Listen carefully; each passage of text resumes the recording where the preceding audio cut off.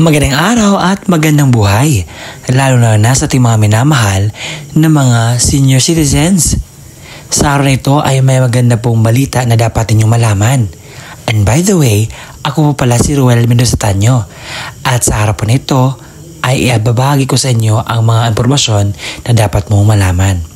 Attention sa lahat ng ating mga senior citizens. Social Pension September 29 payout schedule, ating alamin ang buong detalye sa balitang ito. Ang mga malalaman at makukuha ninyong mga kalaman. Una, ang mga lugar kung saan may magaganap na payout sa social pension for indigent pensioners. Pangalawa, ano ba ang oras ng inyong payout? Pangatlo, saan pa ba ang payout venue? Pang-apat, ano po ang mga dapat na requirements na i-ready? Pang-lima, mga dagdag kaalaman para po dito sa balitang ito. Inaanyahan kita na tapusin mo ang video na ito hanggang sa dulo nang sa gayon makuha mo ang punto ng video kong ito. At kung gusto mo ang ganitong content na pinag-usapan palagi ang payout ng ating mga senior citizens, ang kanilang benepisyo at mga balita para sa ating mga senior citizens, ay i-subscribe mo na ang aking YouTube channel. Dahil makakaasa ka na makakuha ka ng mga impormasyon na dapat mong makuha, lalo na kung kapag ikaw ay isang senior citizens, dahil may advocacy is to really help you, to inform you about many things na para po sa inyo. Huwag po kayo magdalawang isip na i-comment dyan sa baba. I-subscribe mo na ang aking YouTube channel. At gusto kong ipaalam sa inyo na kinakailangan din yung i-bell notification para po maging updated ka sa mga videos na i-upload ko pa dito sa aking YouTube channel. At sa puntong ito, ibabagi ko na ng hindi na pinapatagalan pa ang oras. Sa Hanoian Covered Court, sa September 27, alas 9 ng umaga, ang inyo pong payout. At isingit ko na lang po ang September 27 kasi maaga pa po siya. Meron pong dalawang mga lugar na akin nakukuha. Meron pong mag-payout sa covered court po ninyo. Sa September 29, 2025, sa Barangay Sampaguita Covered Court, meron pong magaganap na payout sa social pension for indigent senior citizens. Sa September 29, 2025, sa Team 1 sa Sampaguita, ito po rin yung mga barangay na mapipayout sa Barangay Sampaguita, Barangay Panimula, Barangay Kisawa, Barangay Kagawasan at Barangay Magsaysay. Sa Team 2 naman, ang payout venue ay pupunta po sa Natulungan, sa Barangay Natulungan, Barangay Sanipon, Barangay Mascareñas, Barangay Tumaras, Barangay Talahiron at Bukang Liwayway.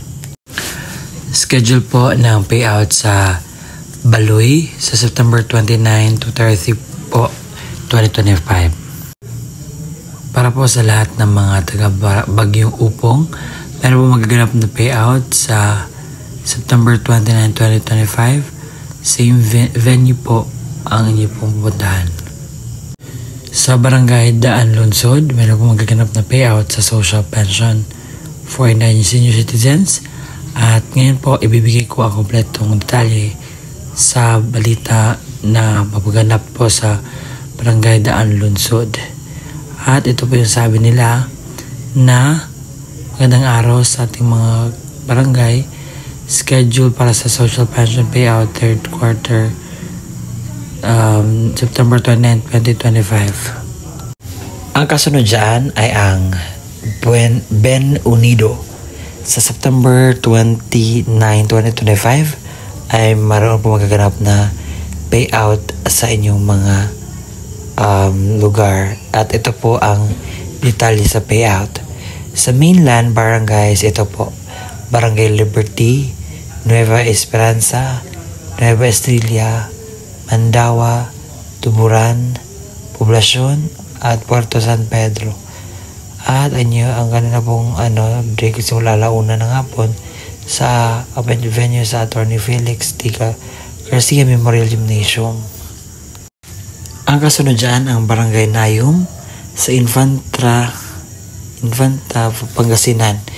Dahil ito po ang dapat na ninyo malaman patungkol po sa payout nyo. Social pension payout ng mga qualified na senior citizens ay mabibigyan po sa September 29, 2025 alas 8 ng alas 11 ng umaga dito po sa Barangay Hall. Meron po magaganap na payout sa 250 pensioners sa social pension for indigent senior citizens sa Labangan, sa third floor building, Municipal Building po kayo pupunta.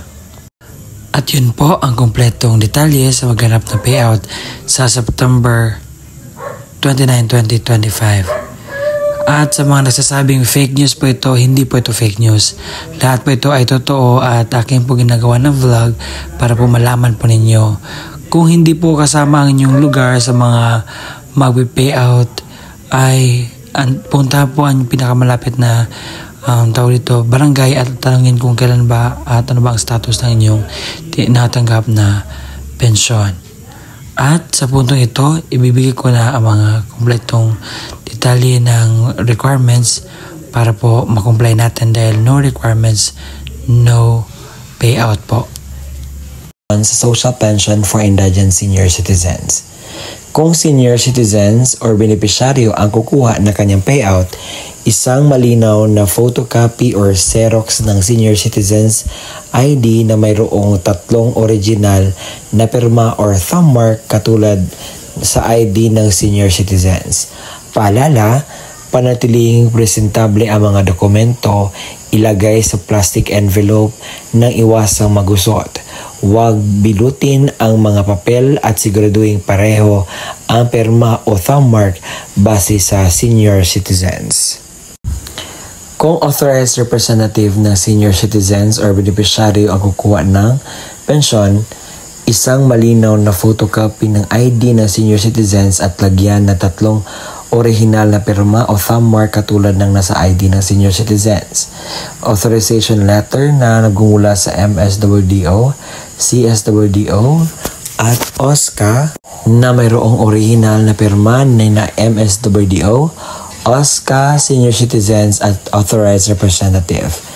Isang malinaw na photocopy ng government-issued ID gaya ng SSS, updated PhilHealth ID, Barangay ID, UMID, Voters ID, updated voter certification, updated police clearance ng authorized representative at lagyan na 3 original na pirma o thumb mark katulad ng ipapakitang ID.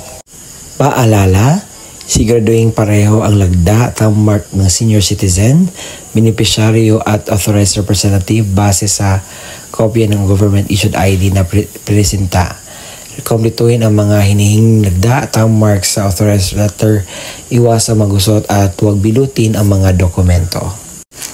Kung namatay na ang beneficiaryo, isang malinaw na Xerox ng ID ng pensioners, warranty letter na nagmula sa MSWDO, CSWDO o OSCA na may pirma ng MSWDO, Xerox ng death certificate ng beneficiaryo na mayroong serial number, isang malinaw na photocopy ng government-issued ID gaya ng SSS, updated PhilHealth ID, updated Barangay ID, UMID Voters ID, updated voter certification, at updated police clearance ng authorized representative at lagyan na 3 original na pirma o thumb mark katulad ng pinapakitang ID.